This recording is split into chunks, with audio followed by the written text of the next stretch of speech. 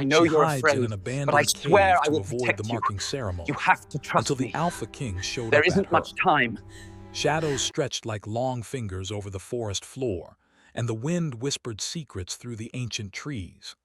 Lyra ran, her bare feet slipping over roots and stones, heart hammering, lungs burning with fear. The world she had known, the world of ceremonies, of chains disguised as honor, was far behind her. Ahead, only the unknown lay waiting. She clutched her cloak tightly around her, not because of the chill, but because it was the last piece of safety she had left. The marking ceremony loomed over her life like a dark cloud, a rite that would bind her forever to a destiny she did not want. Her family spoke of it as tradition, as honor, but Lyra knew differently. It was a cage disguised in gold, a path that would take away her choice, her freedom. The forest grew denser as night fell, the moon rising like a pale guardian over the land. Shadows danced between the trees, and every rustle of leaves sent shivers down her spine. She needed a place to hide, a place no one would think to look.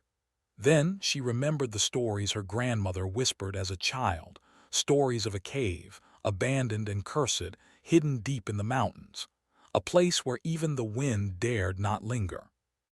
Lyra reached the foot of the mountains, her body trembling from exhaustion.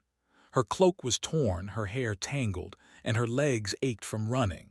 Still, the thought of the ceremony, of the markings that would bind her soul, pushed her forward.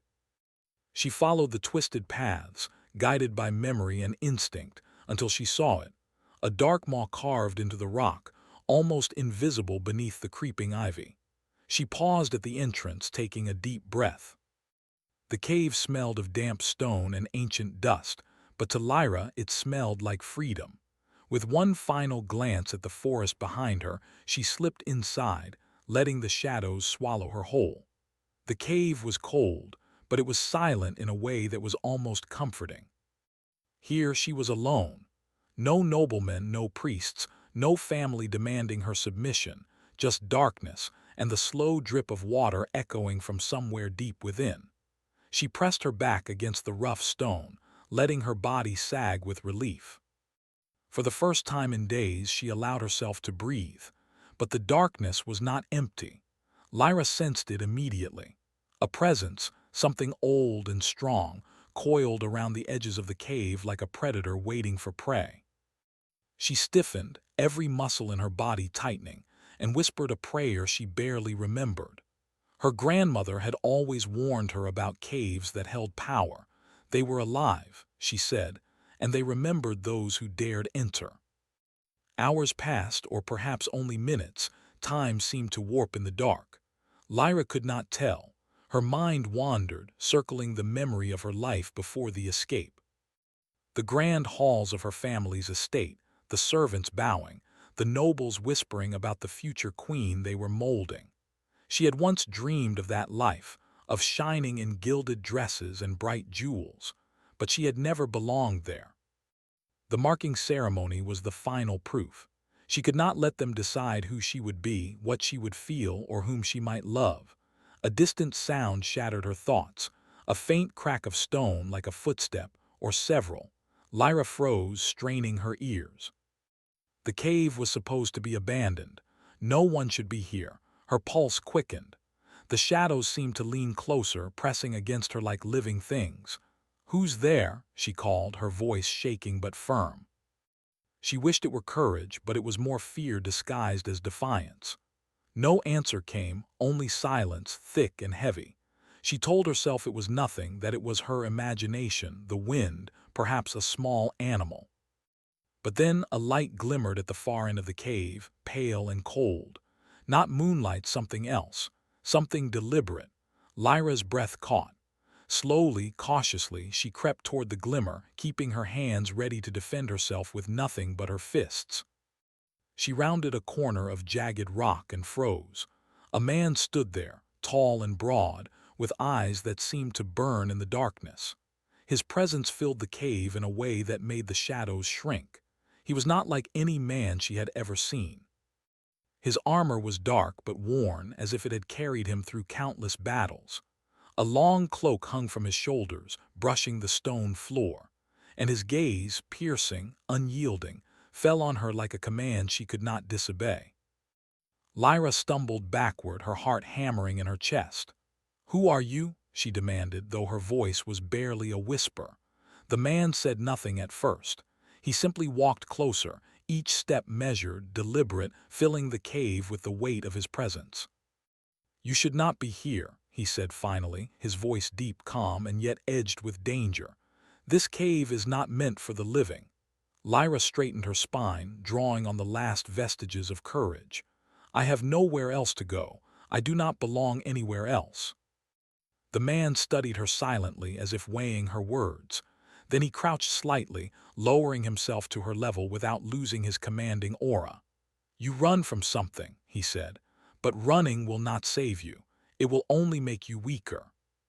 She flinched, though she tried to hide it. His words were like a blade cutting too close to her truth. He saw everything, her fear, her defiance, her stubborn will that refused to bend to tradition.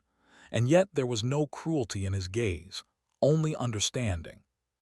"Why are you here?" she asked finally, her voice firmer. "What do you want from me?" "I want nothing from you," he said, rising again, "except that you do not waste your life running from what you are. You are not like the others, Lyra. You are stronger. And soon you will understand why the world fears your kind." Lyra swallowed hard. His words were strange, almost comforting, yet laced with warning.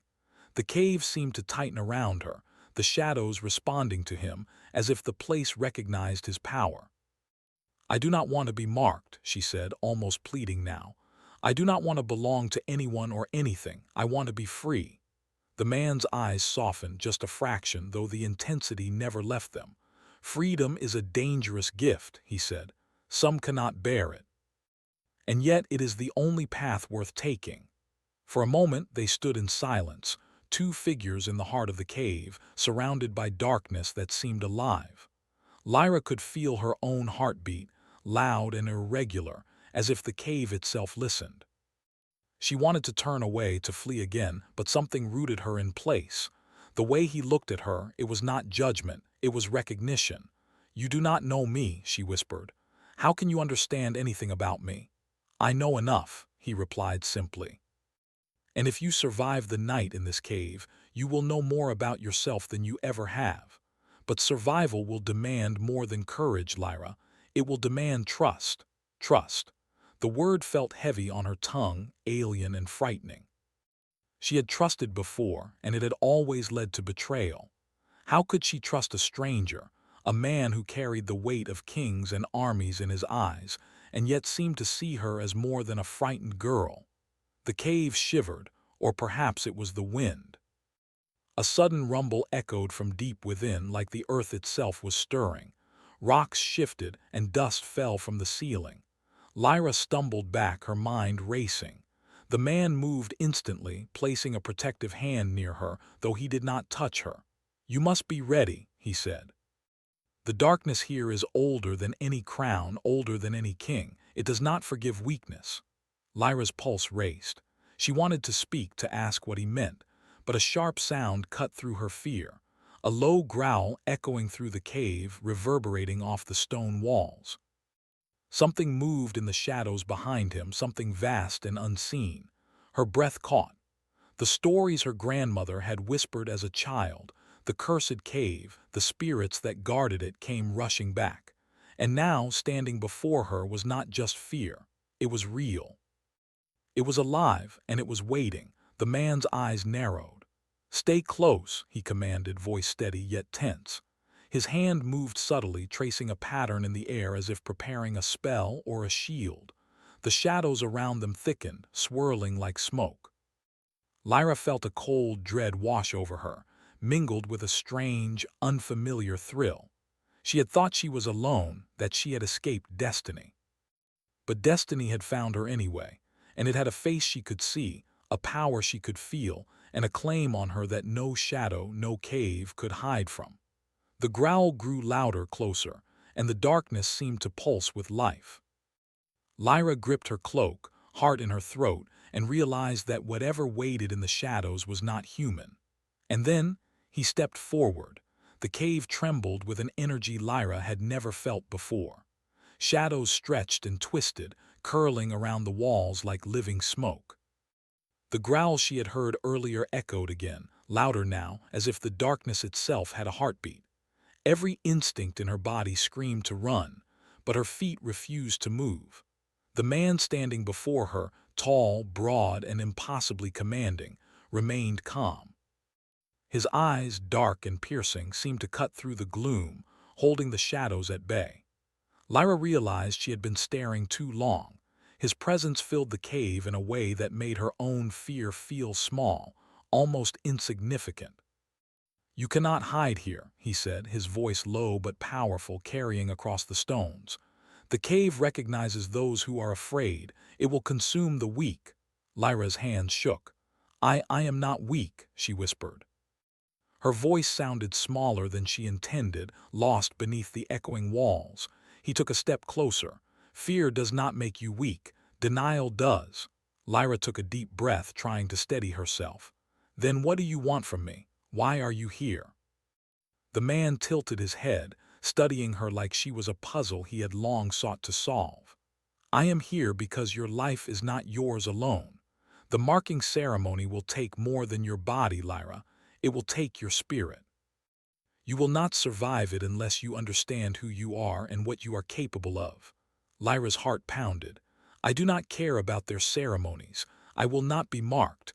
I will not belong to anyone or anything." He remained silent for a long moment. Then, as if deciding something important, he crouched slightly, his eyes locking with hers. "Do you understand the cave, Lyra? It has power older than any kingdom, older than any crown. Those who enter unprepared are consumed. But you are not like the others. You may survive if you trust me. Trust." The word hung in the air like a challenge. Lyra's mind screamed against it. She had trusted before, only to see betrayal follow. Yet somehow, the thought of him standing there, calm and unshakable, made her pulse steady in a way fear could not. Before she could answer, the cave shifted. Dust rained from the ceiling as stones trembled underfoot. A low, guttural growl echoed from deep within the darkness. Something moved, something enormous. Lyra took a step back, but the man held up his hand. A faint glow pulsed along his fingertips, soft and silver. The shadows retreated slightly as if they feared him. "Stay close," he commanded. "It will not attack if I am near. But if you run, it will take you." Lyra's breath caught. The stories her grandmother had told her, the cursed cave, the spirits, the old guardians, rushed back with terrifying clarity. She had thought she was alone. She had thought she could hide from destiny. But destiny, she realized, had already found her. What is it?" she asked, her voice trembling. "A guardian," he said simply. "It tests those who enter. Only those strong enough to face themselves may pass." Lyra wanted to ask more, but the growl came again, closer this time. She felt it in her chest, a vibration that made her knees weak. "I'm not ready," she whispered. "You will never be ready," he said. "That is why I am here." The cave shivered again. The darkness ahead seemed to pulse, alive with something ancient and immense. Lyra could feel it pressing against her, testing her resolve. Her instincts screamed to flee, but the man's gaze held her in place. She realized with a mix of fear and awe that she was not just standing in a cave, she was standing in a place older than the kingdoms, older than kings, older than the very laws of men. "I don't understand," she admitted, her voice barely above a whisper. "Why me? Why now?" He stepped closer, the glow of his power faintly illuminating his face. His eyes softened just slightly, though the intensity never left them. "Because you are the one who can survive it. You are the one who can rise above it. And because I am the one who will ensure you do, not the ceremony, not your family, not the shadows." Lyra's mind spun. She wanted to trust him, but fear clawed at her. "I don't even know who you are," she said. "I am Valen," he replied. "The Alpha King." The words hit her like a thunderclap. The Alpha King, the one who ruled the clans, whose name inspired awe and terror in equal measure, stood before her. The stories she had heard were nothing compared to the presence in front of her. He was not just a man, he was a force, an impossible weight of power tempered by something human. You are here for me?" she asked, disbelief warring with the small spark of hope growing in her chest. "I am here for you," he confirmed. "But I cannot save you. Only you can survive what comes next." Lyra swallowed, her fear mingling with something she could not name: respect, awe, a quiet longing that frightened her more than the shadows in the cave. She did not know. All she knew was that she was standing on the edge of a world far larger and darker than she had ever imagined, and she could not turn away. A sudden crash echoed through the cave. Rocks tumbled from the ceiling, and dust swirled around them. Lyra stumbled, catching herself against the stone wall. The guardian's growl intensified, a sound that shook the very air. Valen moved like lightning, his hand tracing arcs in the air. Silver light flared, a shield that pulsed and stretched across the cave, holding the darkness back. Lyra's eyes widened as she realized that he was not just defending them. He was controlling the shadows, bending them to his will.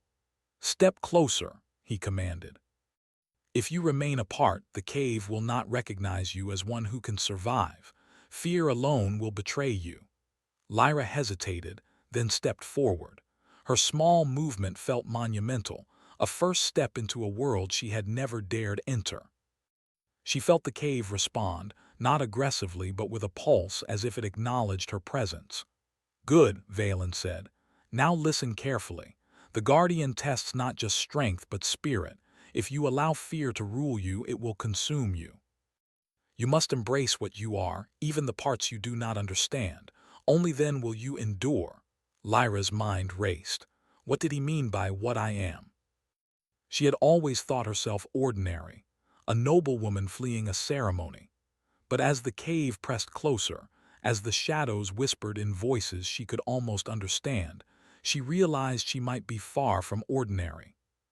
The growls surged louder now, and the Guardian emerged from the shadows, a towering figure of shifting darkness, eyes like molten silver, teeth sharp and glinting in the faint light. Lyra gasped, frozen in terror, but Valen's hand reached toward her. "Now," he said.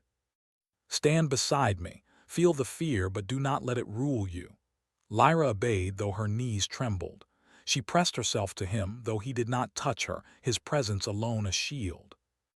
The Guardian advanced, shadows twisting and writhing around it, and Lyra felt her own power stir in response. It was faint, almost imperceptible, but real. A warmth in her chest, a flicker of light in the darkness, a promise that she was more than she had believed. The Guardian lunged, and Valen raised his arms. Light and shadow clashed in a burst of energy that shook the cave. Lyra felt herself lifted, not physically, but in spirit. Fear and defiance collided inside her, and for the first time she did not flee. She stood, rooted in the power she had never known she possessed. The Guardian hesitated, its molten eyes fixed on her. Valen's gaze did not waver. "Do not falter," he said. "Your strength is not in avoiding fear, it is in facing it." Lyra felt a surge of determination. She could not run. She could not hide. She would not let the darkness decide her fate. Slowly, almost instinctively, she raised her hands, feeling the warmth of her own power, tiny but undeniable. The Guardian growled again, but its advance slowed, its form flickering as if unsure. Valen's lips curved in the smallest hint of a smile, approval clear in his eyes. "Good," he said. "You are stronger than you know, but this is only the beginning. The cave tests those who are unprepared. There is more to face, more that will demand everything you are. Are you ready to see it?" Lyra's chest heaved, fear and courage tangled together. She nodded almost before she understood why. I will try." The Guardian paused, then retreated slightly, shadows curling back into the corners of the cave. Lyra felt the pulse of the darkness fade, though its presence lingered like a warning. Valen stepped closer, his eyes meeting hers with an intensity that made her heart flutter. "You have begun," he said, "and I will stay until you are ready. But remember this, no one can save you except yourself. Not your family, not the ceremonies, not even me. Only you. Lyra nodded again, feeling the weight of his words settle over her. She was tired, scared, and yet alive in a way she had never been before. The cave was no longer just a hiding place. It was a crucible, and she had survived the first trial. But as she settled against the cold stone, trying to calm her racing heart, a whisper of shadow lingered in the corners of the cave. A promise, a threat, a question unanswered. The night was far from over, and the Guardian had not yet revealed its full power. The first light of dawn spilled over the mountain peaks, painting the world in gold and silver. Lyra had slept fitfully on the cold stone of the cave, the night filled with dreams she could barely remember, shadows twisting into faces, whispers of power, and the growl of something ancient that she knew was still waiting for her. Valen stood near the entrance, his silhouette framed against the rising sun. The wind tousled his dark hair, and his cloak rippled like a living shadow. He had not slept, she realized, his vigilance never faltering even in the quiet hours of the night. His presence was both comforting and terrifying, a reminder of the power he wielded and the danger it could bring. "Are you ready?" he asked, his voice calm but carrying an edge of command that made her heart skip. Lyra nodded, though her legs trembled. I think so," she said, unsure even to herself. The cave had tested her, revealed a spark of power she had never known existed. Yet the world outside was vast, unpredictable, and full of threats she could not yet imagine. Valen's eyes softened just a fraction as he regarded her. "We move slowly," he said. "The path ahead is not safe. You must learn to trust yourself and me if you hope to survive what comes next." Lyra swallowed hard. Trust. The word still felt strange on her tongue. She had learned to rely only on herself, and yet, standing here with him, she felt a tiny spark of something dangerous. Hope. They left the cave together, stepping carefully down the rocky paths that led into the forest below. Mist clung to the trees, curling around their ankles like smoke, and the air smelled of earth and frost. Every sound seemed magnified, the rustle of leaves, the distant cry of a bird, the crunch of stone underfoot. Lyra felt a strange exhilaration, the same thrill she had felt in the cave, tempered now by the warmth of the morning. "You move cautiously," Valen observed, his eyes scanning the surroundings. "Good. Many would rush blindly and pay the price." "I'm not many," she said quietly, though her voice lacked its usual defiance. He glanced at her, a faint smile tugging at his lips. "We shall see." The forest stretched on endlessly, and as they walked, Lyra realized something surprising. She did not feel entirely afraid in his presence, not the fear that paralyzed her.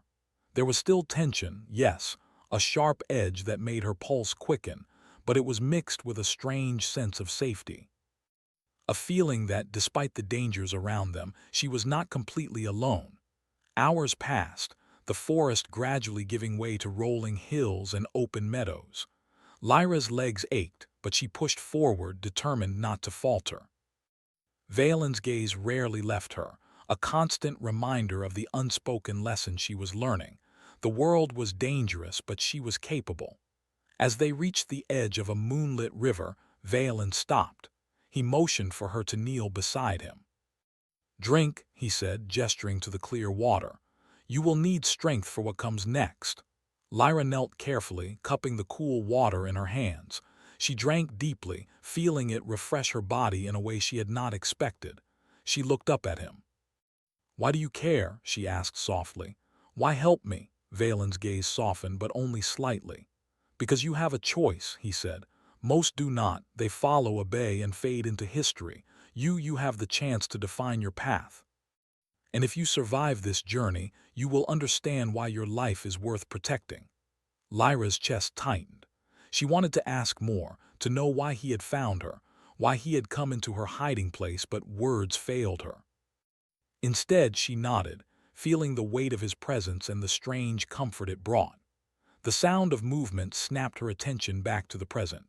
From the shadows of the forest emerged a figure, cloaked in dark colors, eyes glinting with malice. Lyra froze, instinctively stepping behind Valen. "You should not be here," Valen said, his voice low and dangerous. The figure hesitated, but a cruel smile spread across his face. "I know who she is," the stranger said. "The bloodline you seek to protect belongs to me now." Lyra's pulse raced. She knew the stories of rival alphas, men who sought power at any cost. This one had come for her bloodline, for the magic she was only beginning to understand. Valen stepped forward, his aura shifting, pulsing with energy that seemed to push back the darkness around him. "You will not touch her," he said. "Not while I stand." The stranger lunged, and the world seemed to blur. Shadows clashed, light flared, and Lyra's heart pounded as she witnessed the battle unfold. Valen moved with precision and strength, a king in every motion, but she could see that the fight was not easy. His expression was intense, almost desperate, as if the stakes were higher than even she could comprehend. "Lyra," he called suddenly, and she felt a shock of urgency. "Do not run. Stand beside me. Trust your power." Her mind reeled. Power? What power did she have? She had only felt it as a spark in the cave. Could it really help now? The stranger advanced again, shadows coiling around his form, ready to strike. Lyra took a deep breath. She felt warmth rise from within her chest, faint at first, then stronger, like a flickering flame refusing to be extinguished. Her hands trembled, but she raised them, instinct guiding her. The warmth flowed outward, pushing against the stranger's shadows. He recoiled, surprise flashing across his face. Valen's eyes widened slightly, admiration and relief mixing with the tension. "Good," he said. "Keep it steady. Control it." Lyra's confidence grew with each pulse of power. She could feel the cave's lessons inside her, the trial she had survived giving her strength she had never imagined. Together, she and Valen held back the shadows, a union of force and trust that surprised even themselves. The stranger faltered, then retreated into the forest with a growl.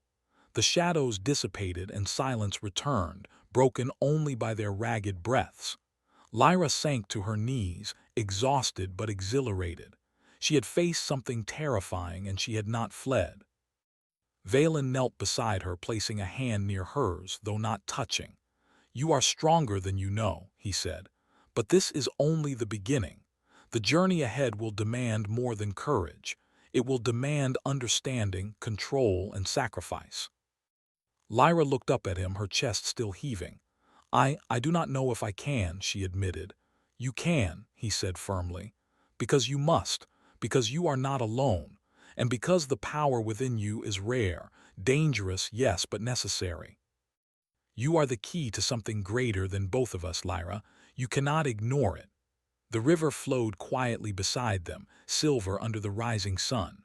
For a moment, the world felt peaceful, almost unreal after the chaos. Lyra wanted to believe that safety was possible, that she could breathe without fear. But even as she tried, the echo of shadows lingered in her mind, a reminder that the world outside the cave was no gentler than the one inside. As they continued their journey toward Valen's kingdom, the bond between them grew in subtle ways. Lyra began to notice the quiet strength in him, the moments when his mask of command softened, revealing glimpses of a man who carried loneliness, regret, and something akin to hope. She found herself sharing thoughts she had never spoken aloud, small confessions about her fears, her dreams, and the doubts that had haunted her since childhood. Valen listened, truly listened, and she realized that this trust, this fragile, terrifying trust, was growing between them. She did not yet understand the depth of it, nor did she fully recognize the stirrings of her own heart, but the connection was undeniable. Night fell again and they camped beneath a grove of ancient trees. The air was heavy with the scent of moss and earth. Valen sat slightly apart, his eyes scanning the darkness, ever vigilant. Lyra, curled in her cloak, felt a strange mixture of safety and longing. She wanted to reach out to close the distance between them, but hesitation held her back. "Lyra," he said softly, breaking the quiet, Tomorrow we will reach the edge of the kingdom. You must be ready for what awaits. Your trial is far from over." She nodded, swallowing hard. "I will try." "You will do more than try," he said, his gaze steady and unwavering. "You will rise, or the darkness will consume more than just you. Understand this. Survival is only the beginning. The world will test you in ways you cannot yet imagine."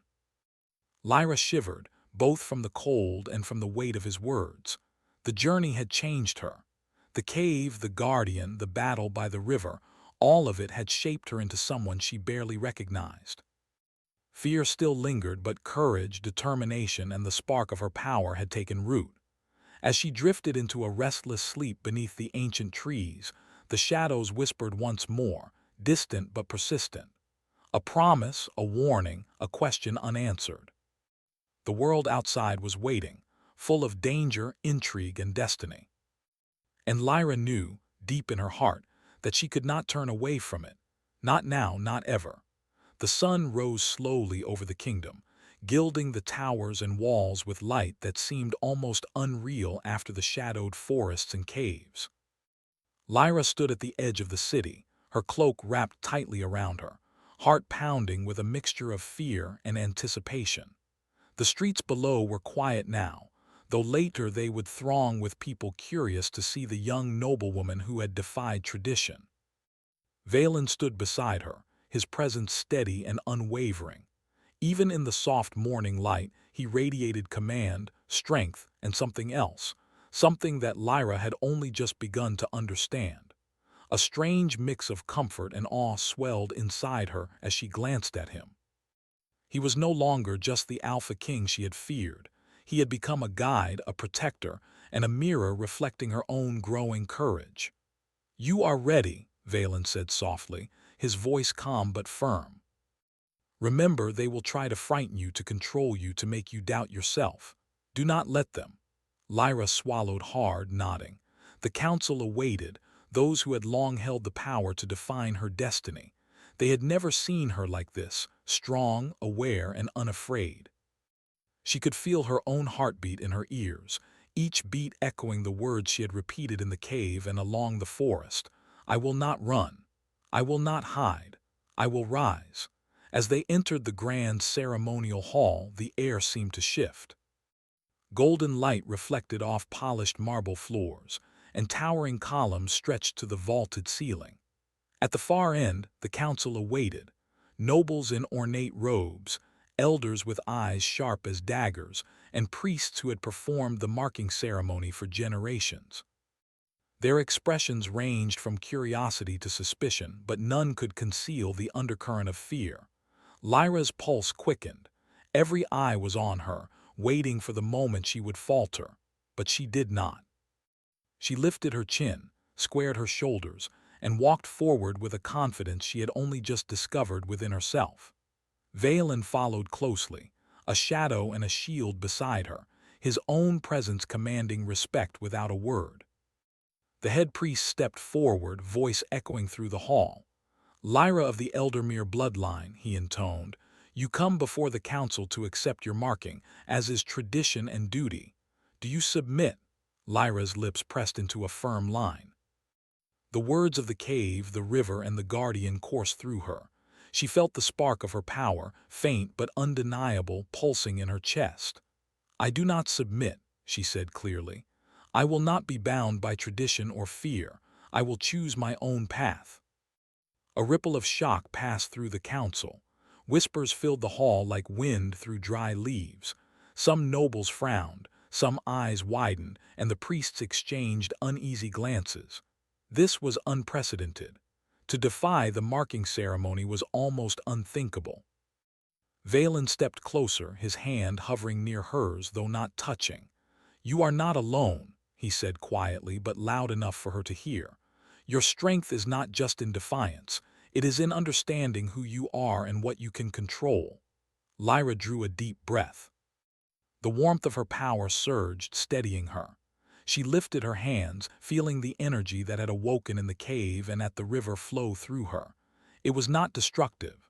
It was a force of life, of choice, of will. She let it shine, faint but undeniable, illuminating her from within. The council murmured in awe and fear.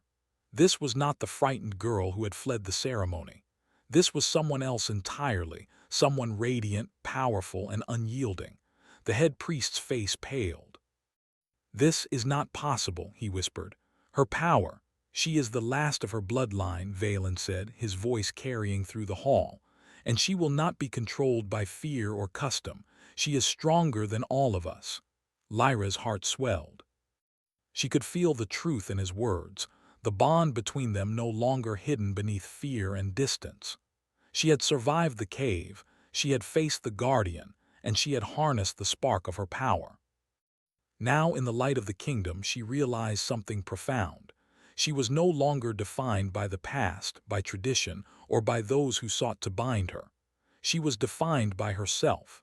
The council hesitated, debating among themselves.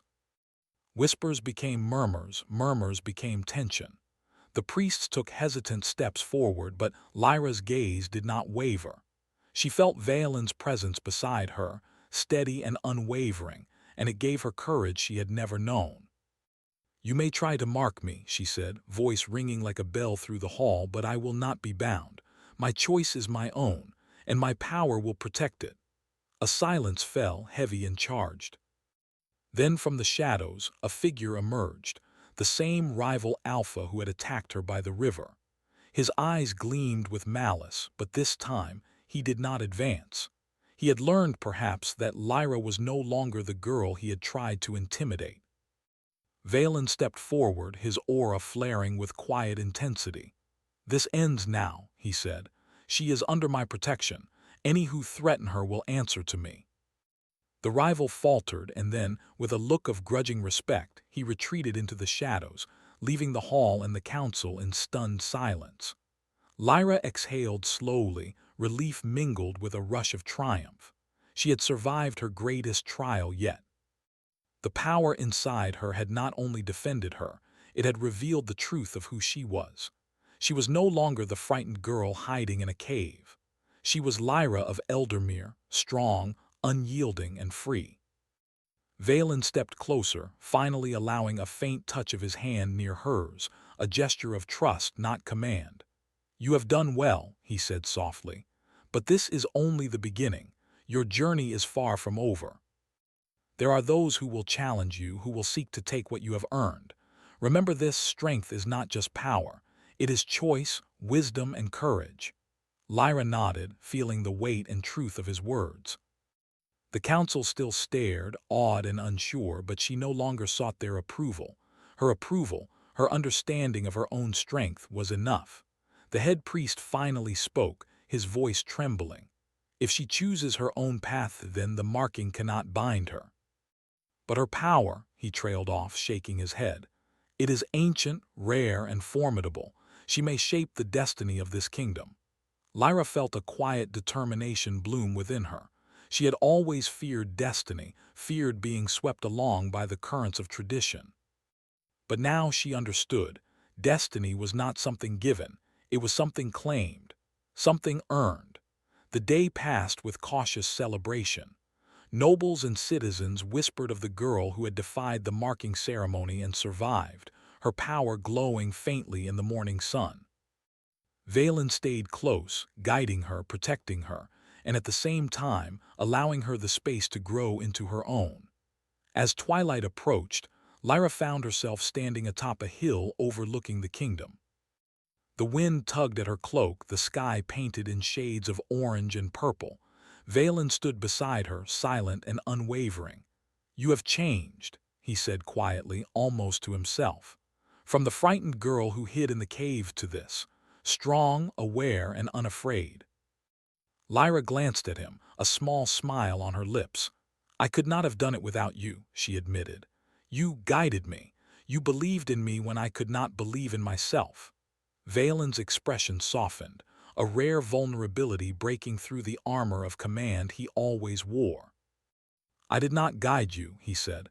"You found your own strength. I only helped you see it. You are the one who has shaped your destiny." For a long moment they stood together, looking over the kingdom they both had a hand in protecting. The air was cool, carrying the scent of earth and promise. Lyra felt a sense of peace she had never known. Fear still lingered in the corners of her mind, a reminder that the world was not without danger. But now she had courage, power, and a choice. She was no longer a pawn of tradition or fate. She was herself. Valen finally reached out, placing his hand over hers, not to command, not to protect, but to share a bond that had grown through trials, trust, and understanding.